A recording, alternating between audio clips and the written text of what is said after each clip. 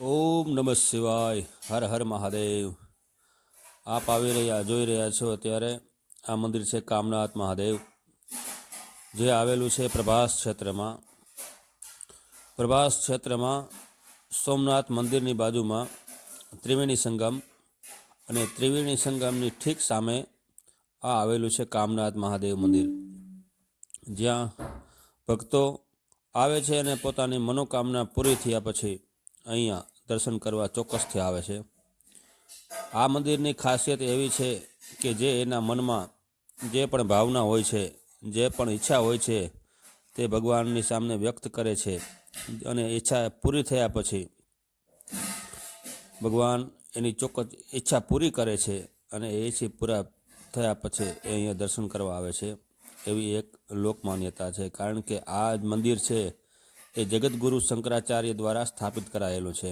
અહીંયા જે લિંગ છે એ ઘણા વર્ષોથી અહીંયા સ્થાપિત કરેલી છે જગતગુરુ શંકરાચાર્ય. અહીંયા એમણે તપ કરેલું છે. અહીંયા જ આવેલી છે એમની ગુફા, કે જ્યાં ગુફામાં બેસી અને જેઓ તપ કરતા હતા અને ભગવાન સોમનાથના સાનિધ્યમાં અહીંયા જ રહેતા હતા. એટલે જ આ કામનાથ મહાદેવ બધી મનોકામના પૂરી કરે છે એવી એક લોકમાન્યતા છે. અહીંયા જગતગુરુ શંકરાચાર્યએ ઘણા વર્ષો તપ કર્યું, અને આ ગુફા છે એ ગુફામાં બેસી અને તેઓ અનુષ્ઠાન કરતા હતા, ભગવાનનું ભજન કરતા હતા. અહીંયા જ આવેલી છે 12 જ્યોતિર્લિંગ, તેઓ જેની પરિક્રમા કરતા હતા. આ ગુફામાં અંદર જવાનો માર્ગ છે, અંદરથી ગુફા અંદર, કે જ્યાં જગતગુરુ શંકરાચાર્ય બિરાજતા હતા. તપોભૂમિ છે, જેઓ તપ કરતા હતા સાનિધ્યમાં, ભગવાન ભોળાનાથના સાનિધ્યમાં બેસી અને તેઓ અહીંયા તપ કરતા હતા. બહુ સાંકડી જગ્યા છે, એક એક વ્યક્તિ અંદર જઈ શકે છે. અંદર જઈ અને પાછળ આવવાનો માર્ગ પણ અહીંયાથી જ છે. રોજના હજારો ભક્તો અહીં દર્શન કરવા આવે છે, કારણ કે ખૂબ પ્રચલિત મંદિર છે આ કામનાથ મહાદેવ મંદિર. આપ સોમનાથ જો પધારો ગમે ત્યારે તો ચોક્કસ ત્રિવેણી સંગમની સામે જ આ મંદિર આવેલું છે.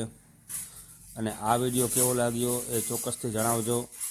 અમારી ચેનલને સબસ્ક્રાઈબ કરજો, જેથી આવા આપણા સનાતન ધર્મના જે મેન મંદિરો છે એ બધાનો પ્રચાર અમે આ વિડીયો દ્વારા કરીએ છીએ. અને આપણને પણ આવા બીજા અનેક વિડીયો, યાત્રાના વિડીયો પણ મળતા રહે.